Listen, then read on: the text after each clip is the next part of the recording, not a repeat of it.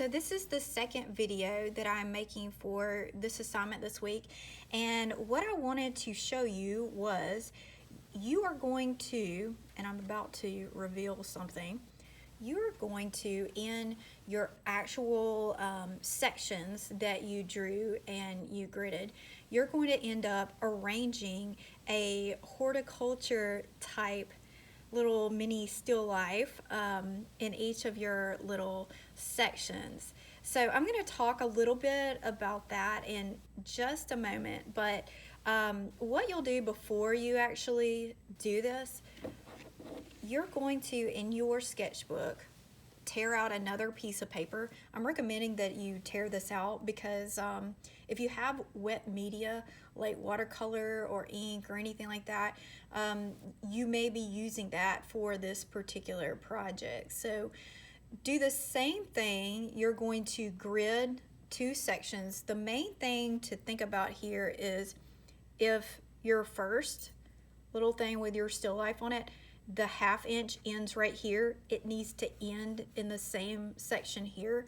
If it ends down here, it needs to end in the same section here. So these two grids that y'all have need to be exactly identical. They need to line up. One of the reasons is some of y'all have drawn from a grid. One of the reasons is because you have to match what you see in each of these sections to what you're about to draw right here. So yes, it'll be two gridded pieces of paper. So what you can do, you can go outside in your yard if you want to, I don't know, if there's a park around, if you want to drive to a park or go and walk in the woods, that sort of thing.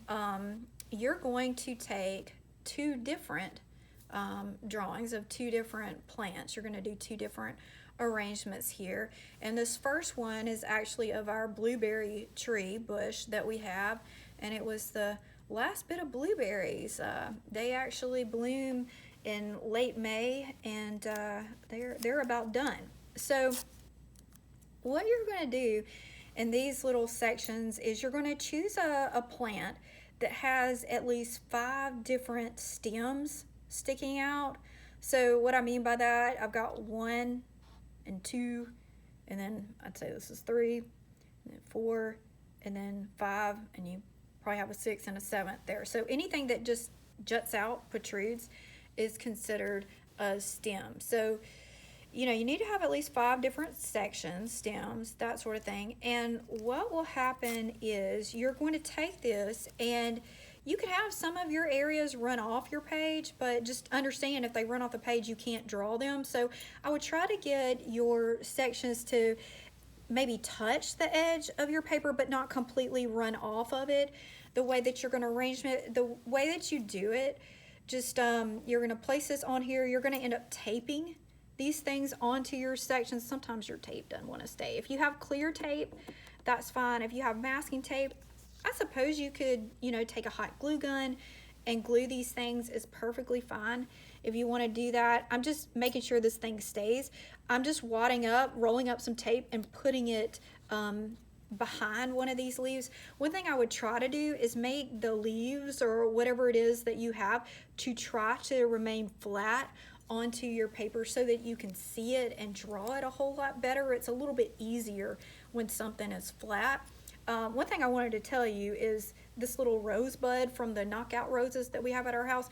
It was, I think, like right over here, but it was kind of blocking some of this. So I did remove it, and I'm actually going to move it and tape it right here or even right here.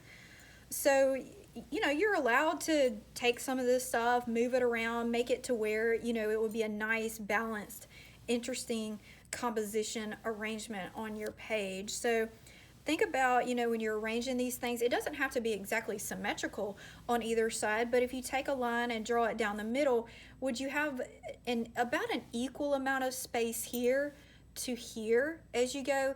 And do you have something that your eye might be drawn to? I would say this is kind of the focal point of this piece. So think about those things as you do, and you know, just make sure as you go that you are able to, like if one of your leaves is like folding up like this, you may want to take a piece of tape, and if it shows behind your drawing, I mean, it's okay, but take it and you can flatten it a little bit.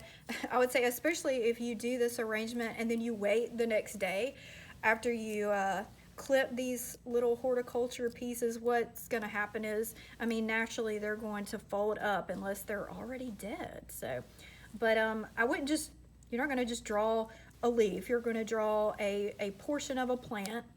And like I said, it would have at least 5 different sections.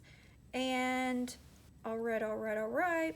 So the second video, I'm going to end up showing you guys some examples. I'm also going to show me drawing a little bit. So we'll look forward to that.